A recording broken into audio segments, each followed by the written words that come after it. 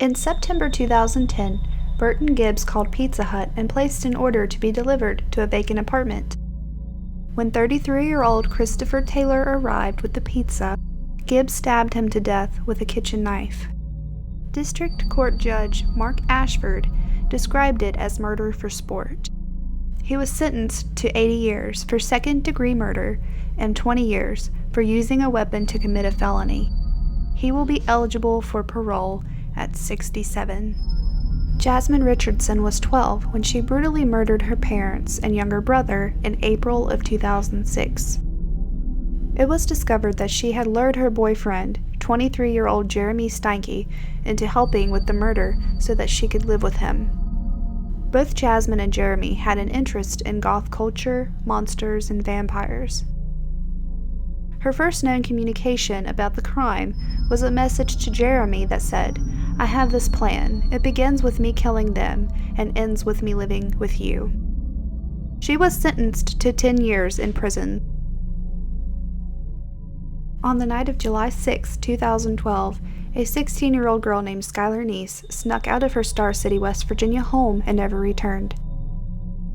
6 months later, one of Neese's best friends, Rachel Schoaf, confessed to murdering Neese with their other friend, Sheila Eddy. She led police to Neese's remains in a rural wooded area over the Pennsylvania state line. Schoaf told authorities that she and Eddy planned the murder while they were in science class because they didn't like her. Schoaf said the plan was to count to 3, then stab her to death. Eddy was sentenced to life in prison. Schoaf was sentenced to 30 years. Jesse Pomeroy was 14 when he was arrested in 1874 for the murder of a 4-year-old boy. 3 years earlier, he sexually tortured 7 other boys, for which he was sentenced to a children's reform school and released early. He was labeled the Boston Boy Fiend. Then he mutilated and killed a 10-year-old girl who came into his mother's store. A month later, he kidnapped a 4-year-old, took him to a swamp outside of town, and brutally murdered him.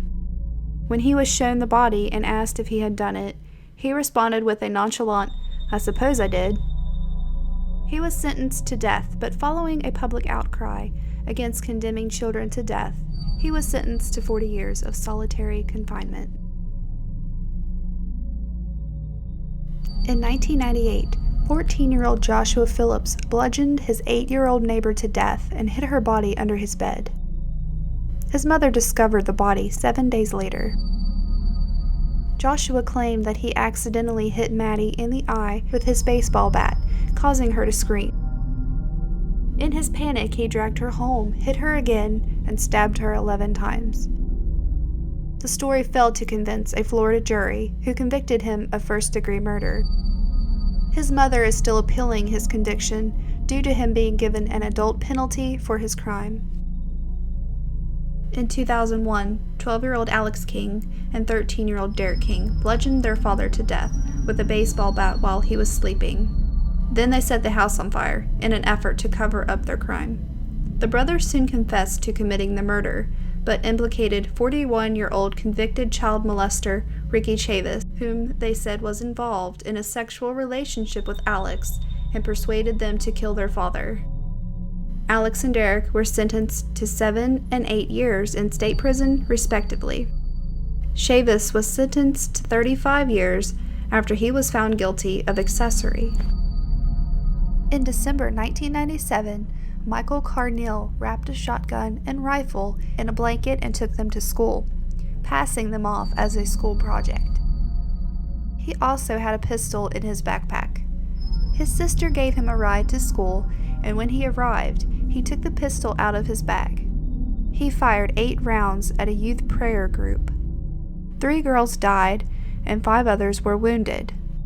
Carneal placed his pistol on the ground and surrendered to the school principal. After dropping the gun, he said, "Kill me, please.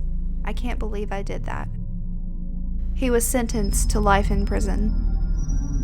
In May 1968, the day before her 11th birthday, Mary Bell was convicted for strangling a young boy named Martin Brown. Then, in July 1968, Mary and her friend Norma Bell murdered 3-year-old Brian Howe, again by strangulation. Police reports concluded that Mary had gone back after killing him to carve an M into his stomach with a razor. She also used scissors to cut off bits of his hair and part of his genitals.